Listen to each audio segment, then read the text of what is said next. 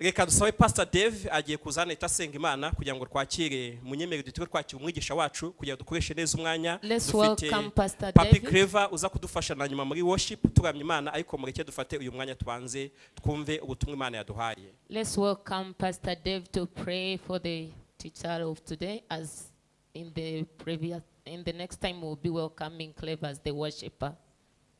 Yes.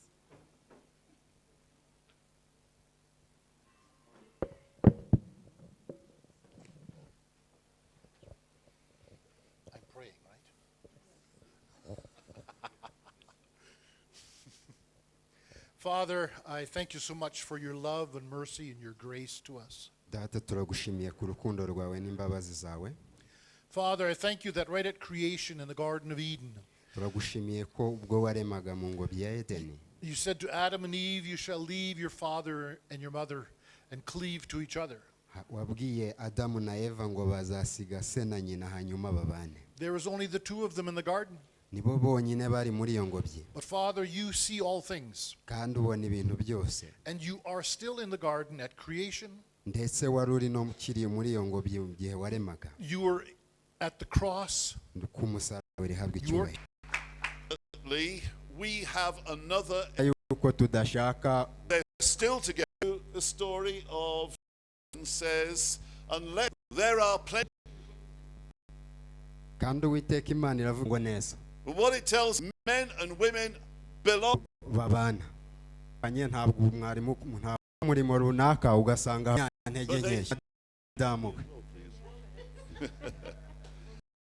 And they become one flesh. Amen. Amen. Now obviously that one flesh thing is talking as well about a strong sexual relationship. I'm sorry, this is running ahead of your experience. That being one flesh is talking about a strong. Now this is the heart of what God called their life together. Now I want to read also a verse from Jeremiah chapter 31.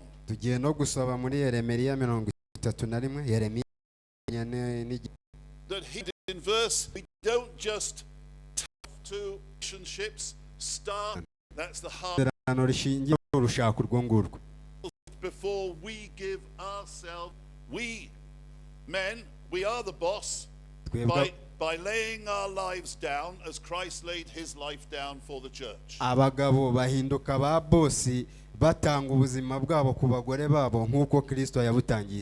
And we take responsibility for our wives by praying for them daily. Reading the word of God together. Because you want to wash her with the water of the word. And make her feel strong and blessed. Because you want to see a beautiful bride right by your side. Any of you men say amen. This is hugely important. In the church, marriage looks different from in the world.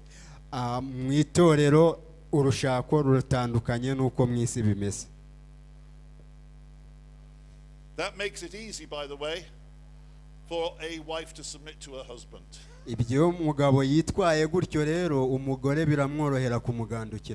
When a wife is being loved like I have just described by her husband, a woman loves to submit to her husband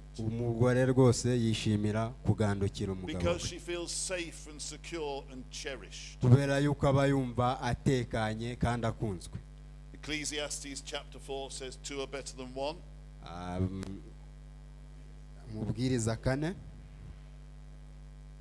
The verse says 2 are better than one. 2 are more productive, that is more fruitful. 2 are more secure.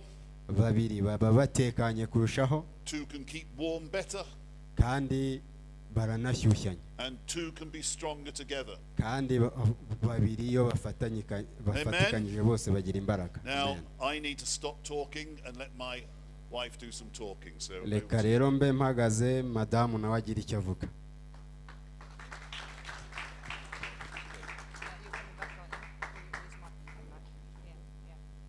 Thank you.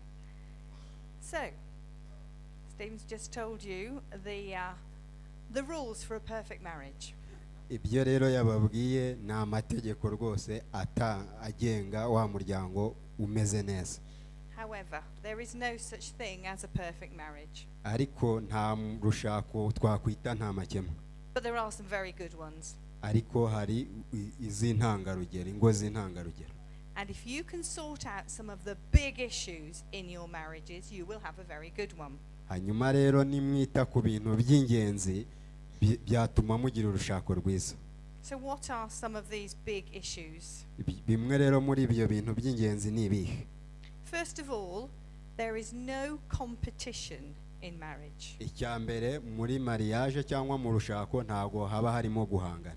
I don't need to be the same as Stephen. Ntabwo ngewe ngomba gufata umwanya wa Stephen cyangwa kubawe. It's very obvious we're not the same physically. Biragaragara rwose yuko ngewe nawe mu miterere yacu tutanameze kimwe. But I don't need to be exactly the same as him. Ntago rero nkeneye kuba nk'uko nawe ameze mu miterere y'igihagararo. In ministry. Ndetse no mu murimo w'Imana. In the way I worship. Mu buryo ndamya Imana. In the way I pray. Mu buryo nsenga. We are actually quite different in those areas. Muri ibyo bice bitandukanye n'ubundi tugiye dutandukanye. But we're quite secure in that. Ariko ibyo ngibyo biduha umutekano. Because he knows I am the way God made me.